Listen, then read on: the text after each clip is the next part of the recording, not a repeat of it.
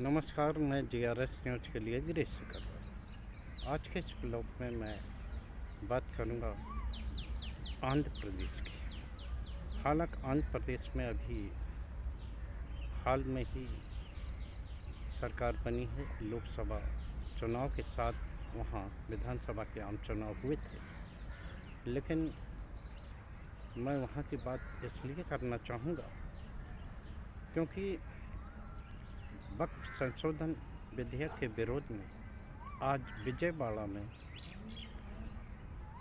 All India Muslim personal law board की एक बहुत बड़ा विरोध प्रदर्शन वहाँ होने जा रहा है।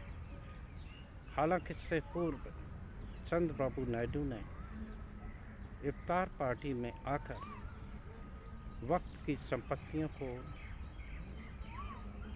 सुरक्षा देने की बात कह के विरोध प्रदर्शन की धार को बंद करने का प्रयास किया।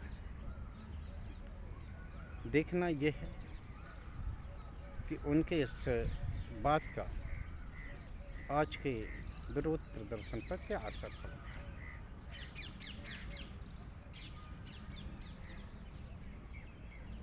बोर्ड के प्रवक्ता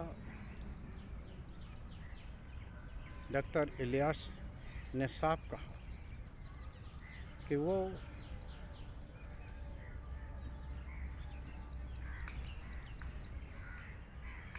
जो भी इस समय इनके साथ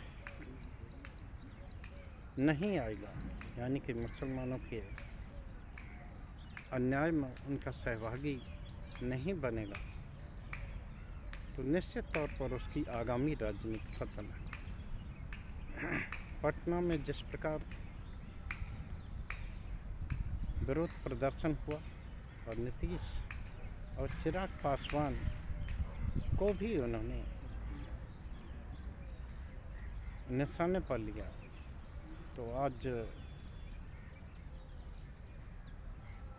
आज के जो प्रदर्शन विजयवाड़ा में होना है उससे ये तय हो जाएगा कि आखिर चंद्रबाबू नायडू क्या करने वाले। वैसे एक उनके इससे ये संकेत मिला है कि जो सरकार 4 अप्रैल को सदन में वक्फ संशोधन बिल पारित कराने के मंसूबे पाले थे, हो सकता है कि वो अब अपने इस प्रस्ताव को ठंडी बस्ती में डाल दें,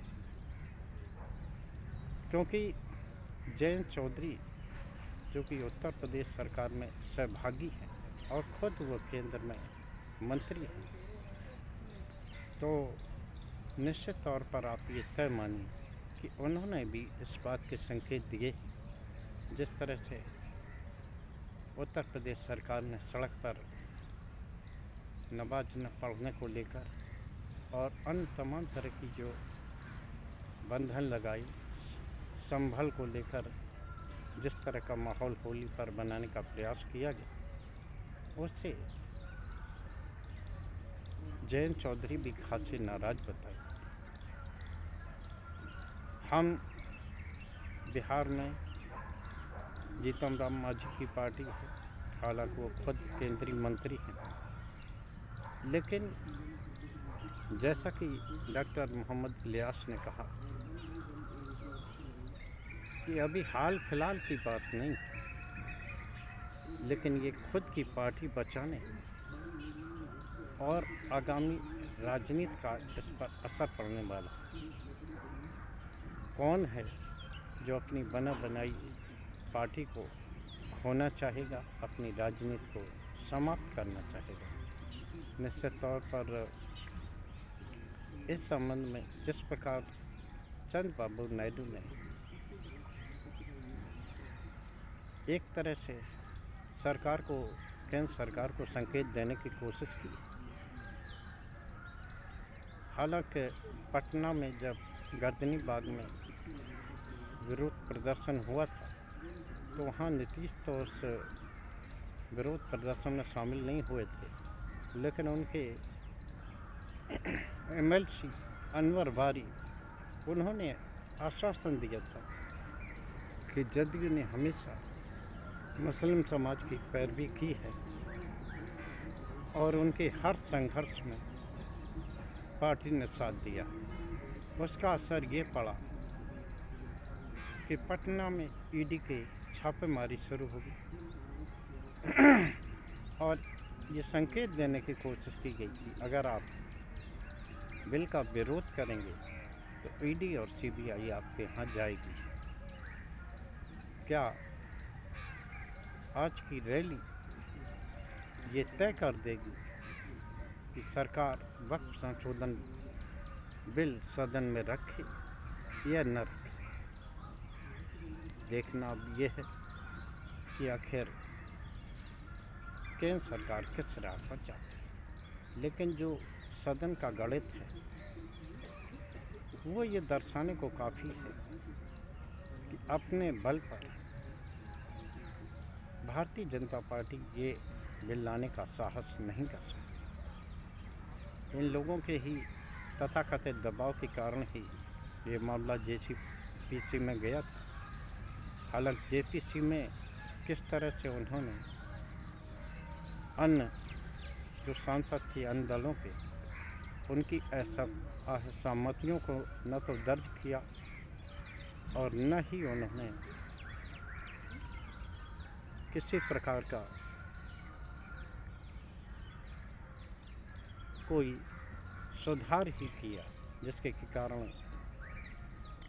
विपक्षी दल उनका सहयोग करते। पटना में तो अधिकांश राजनीतिक दलों के सांसद जो कि जेपीसी में भी थे उन्होंने भी दिल्ली में आंदोलन में सहभागिता की थी। देखना ये है कि सरकार आखिर इस वक्फ संशोधन बिल पर क्या करे, क्योंकि जयंत चौधरी की भी राजनीति जो उनका मुख्य राजनीतिक आधार है वो मुस्लिम और जाट कॉम्बिनेशन। ये लगातार जो उनके पिताजी चौधरी चरण सिंह बाबा या अजीत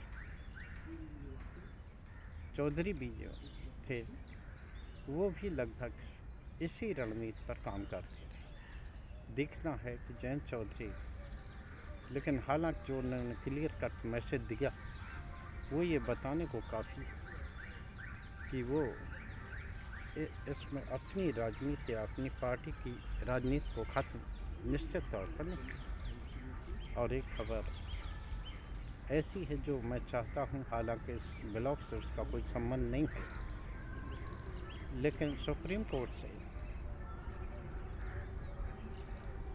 इमरान प्रतापगढ़ी जो कि सांसद भी हैं कांग्रेस में, उनको एक बड़ी राहत मिली है, क्योंकि एक वीडियो शेयर करने पर गुजरात पुलिस ने उनके खिलाफ एक मामला बनाया था।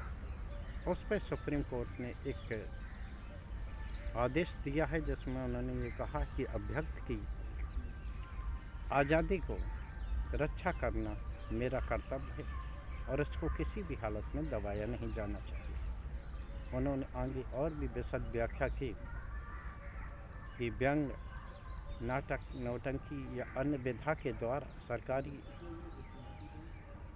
योजनाओं की या उनकी नीतियों की आलोचना करना कोई देशद्रोह या गलत काम नहीं। एक तरह से उन्होंने केंद्र सरकार और भारतीय जनता पार्टी की उस योजना को धत्ता बताया है जिसके बल पर वो और उनके सहयोगी, जैसे कि कुणाल कामरा को लेकर महाराष्ट्र में हुआ, जिसके लिए महाराष्ट्र पुलिस ने दूसरा तीसरा सम्मन भी उनके लिए भेज दिया था। कल मद्रास हाई कोर्ट से उनको राहत मिल गई और उन्होंने उन्हें अग्रिम जमानत दे दी। ये अभ्यक्त की स्वतंत्रता के एक ऐसे पैमाने हैं जिसको लेकर माननीय उच्चतम न्यायालय ने न सिर्फ केंद्र सरकार या अन्य सरकारों को नसीहत दी है बल्कि एक नज़ीर बनाने का प्रयास किया। देखना ये है कि केंद्र सरकार और उनके सहयोगी क्या अपनी आदतों में सुधार करते हैं, और ये भी आज ही की रैली से तय हो जाएगा कि सरकार वक्फ संशोधन बिल पर रोल बैक करेगी क्या। आज के ब्लॉग में बस इतना ही। कल फिर से किसी अन्य मुद्दों पे आपके साथ जुड़ने का प्रयास करूँगा। जय हिंद, जय भारत।